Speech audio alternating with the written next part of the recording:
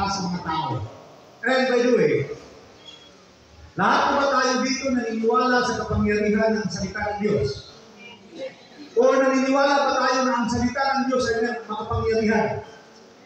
Sabi po sa Biblia, ang salita ng Diyos ay makapangyarihan kaysa espada na dalawang tangig. For the word of God is sharper than any two-edged sword. At hopefully, dito sa series na to, ay talagang mapatunayan natin ang kapangyarihan ng salita ni Lord. At lalo tayong maniniwala na ano man ang mangyari, ang salita ng Diyos ay mananatili. Sabi sa Biblia, heaven and earth will pass away, but my word will never pass away. Mawala na ang langit at lupa, ngunit ang salita ng Diyos ay mananatili. Sabi sa Psalm, forever, O Lord, your word is settled in heaven. So makapangyarihan po ang salita ni Lord. Naniniwala po ba tayo? Ang tanong, ano ang prueba? Ano ang patutuo? Ano ang patunay na naniniwala tayo sa kapangyarihan ng salita ng Diyos? Ano? Jesus Christ, yung salita. Simple lang. Dapat meron tayong dalang salita ng Diyos. Kung naniniwala tayo na ang salita ni Lord ay may kapangyarihan, dapat, especially during Sunday, meron tayo ito.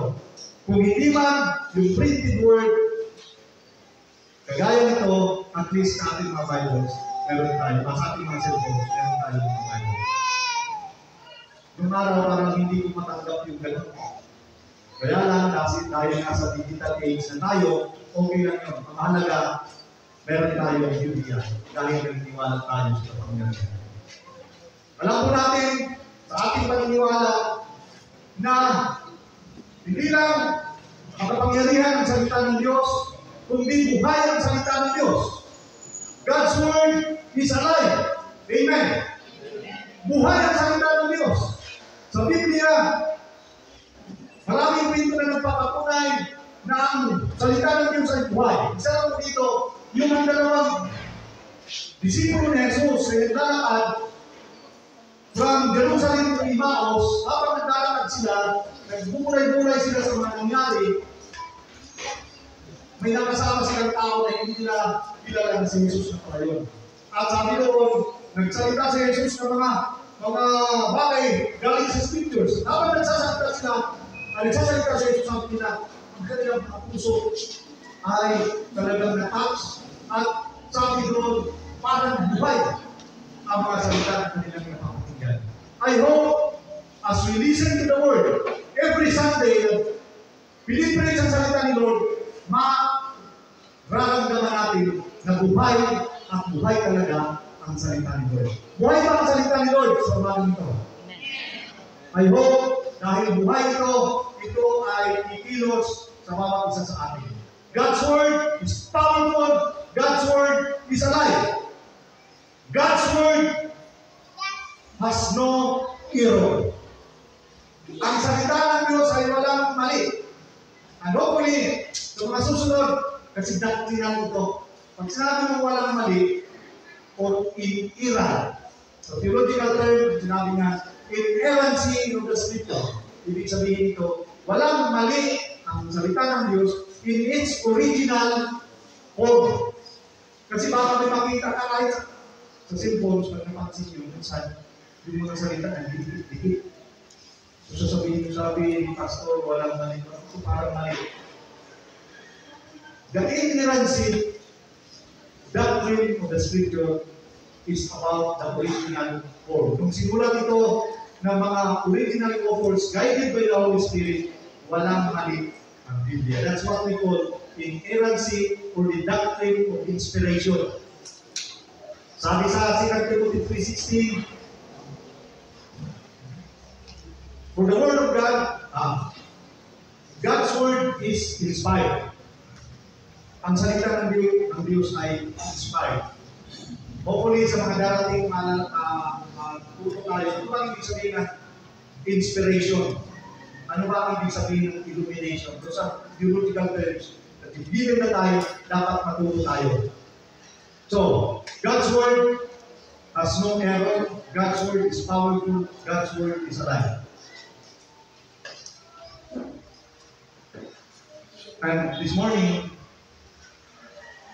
gusto kong galito tayo dun sa God's Word. It is the manual of instruction for successful living. Ang salita ng Diyos. Ito po yung nakapaloob po dito ang instruction ng Panginoon kung paano maging matagumpay sa pamumuhay. Lahat halos gusto maging successful, maging matagumpay. So umagang ito, I hope ang Diyos, ang Banal na Espiritu ay mangusap sa atin paano tayo magtatagumpay sa pamamagitan ng instruction mula sa salita ni Lord. Now, let's go back to Joshua chapter 1. What's the background of the story? Ganito po yun. Moses, God's freedom fighter who led the Israelites from Egypt into the promised land, ay patay na. Yun yung umpisa.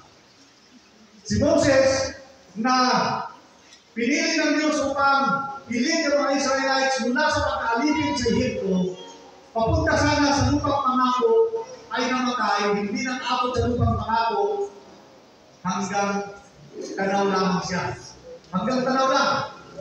Pinakita lang sa kanila ng Diyos, ito yung promise lang. Namatay si Moses. And this is, sabihin na natin, malaking dagok ito sa Israelites. Kasi they were of the belief na itong si Moses, ang dadala talaga kanila sa lupang pangako. But Moses is dead. Si Moses, siya yung nag-lead sa Israelites 40 years in the desert. Doon sa ilang. And kasama ni Moises, na namatay doon sa ilang, 20 years old up. What? Namatay. Yung sabi sa computation, about 1.2 million people, pag 20 anyos pataas, except Joshua and Caleb ay namatay doon sa wilderness, doon sa desierto. Because of disobedience. Dahil hindi nila sinunod si Lord. So, ang natira ngayon, si Joshua at si Caleb na. And God chose Joshua to become Moses' successor. Pag tinignan niyo yung verse 1, sabi dito, pagkamatay ni Moises sa lingkod ni Yahweh, sinabi ni Yahweh kay Joshua na anak ni Nun, at lingkod ni Moses. In English, sabi doon, the Lord spoke to Moses, helper. Wow! Take note of this. Si Joshua, na 80 ka, alalay, dakilang alalay ni Moises, nung mamatay si Moises, sabi ng Diyos, Joshua, ikaw na ang mag-lead sa Israelites. Wow! Take note of this. Baka ngayon, ikaw ay isang alalay naman, isang helper, isang katulong. But take note, when God chose you and will raise you up, no one can stop you. Ito yung nangyari kay Joshua. But take note, for such a long time, Joshua was so faithful as helper or assistant of Moses. So nakita ng Diyos, si Joshua, ito yung tao mo. Ano yung kanyang trabaho, ginagawa? Devoted. Yung heart niya ay okay. So, Joshua, ikaw na ngayon ang mamuno sa Israelites to go to the promised land. Hindi na kayo mananatili dito sa desierto, you will go to the promised land. So sabi dito, patay na ang lingkod si Moises. Ngayon, humanda ka. At ang buong Israel at tumawid kayo sa ilog Jordan at tungo sa Ukraine, ibinibigay ko sa kanila. Ito, the word. Ibinibigay. Meaning, past, present. Tapos na. Ibinigay na. At ibinibigay. Wow! I tell you, meron mga pangako si Diyos na ibinibigay na. At ibinibigay pa. Ang ngayon. Ang gagawin na natin ay take over.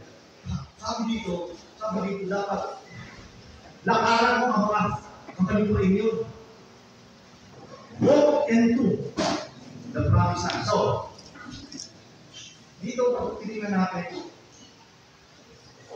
yung boundary ng promised land, niliwanag na ng Panginoon. Sabi dito, I have given